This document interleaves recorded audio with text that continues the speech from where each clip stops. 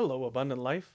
As I've mentioned in a couple of my emails going out, I would love to answer some questions for you. So that's what I'm going to do today. Just answer a few questions that have come in, just as a way of saying hello and letting you know I'm still here and you're still here and we're all in this together. Couple of questions that have come in. First, does our church do Christmas shoe boxes? Short answer is we have, but not in the last couple of years.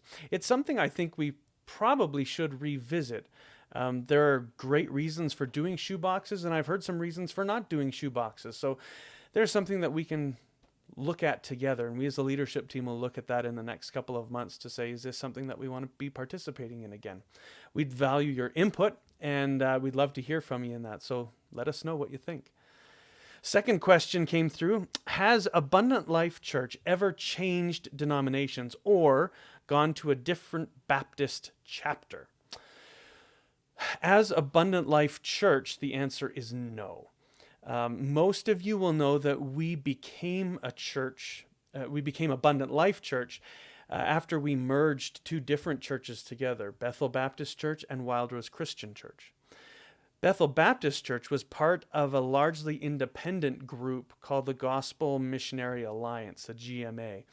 And that was a group of about 7 churches that had joined together under the same banner. When the GMA was dissolved and Bethel was looking for a place, for a home, we joined the Baptist General Conference of Canada. And that was back in the early 90s, I believe.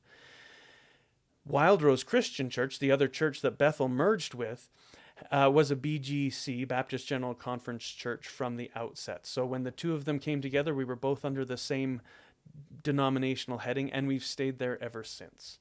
And the Baptist General Conference has been a great home for us, and particularly for me, I've received a lot of support and blessing from the leadership there. So that's that. And then finally, for this week at least, do you create the daily readings, or are they from a book? And that's a great question, because every morning I've been doing a morning devotional that I put on YouTube. And if you haven't seen that yet, you should check it out. It's all on our YouTube channel, so you can see that. I post them every once in a while on our Facebook page, and I include them in our emails that go out weekly. So I'll show you. I don't know if this is going to work. It's probably backwards. But I take all of those readings from, oh boy, and it's it's blurred out because of the background. So what I'm going to do, this is going to be fun. I'm going to mirror myself. There you go. So I wish I had different ones. This book is called The Divine Hours by Phyllis Tickle. And these are the summertime prayers. So I've gone through most of the springtime prayers with you, and then the summertime prayers now. There are 3 separate volumes, prayers for summer, prayers for spring, and prayers for autumn and winter. And so I've just been working through those, and they have a great selection, and it's a great collection of scripture and prayer that we can work through together. So I'll show you. It's a little bright, but every day has 3 different sections. There's a morning prayer, a midday prayer, and an evening prayer, and then complines for the rest of the excuse me, for the Vespers services as well. So it's a lovely thing to work through.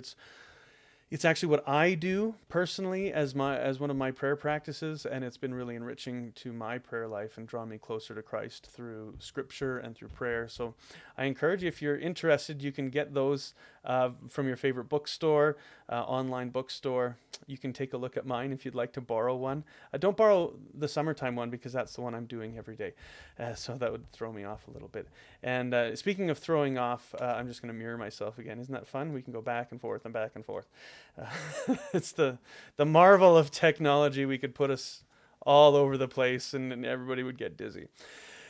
Well, thanks to those of you who sent in questions. This is a fun little thing for me just to think through. And if you have any more questions, anything about the church, about personal stuff, about theology, I'd love to answer any of it.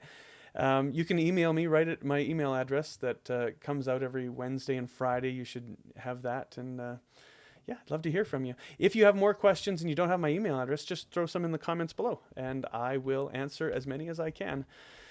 Thanks. Have a great day. We'll talk to you soon.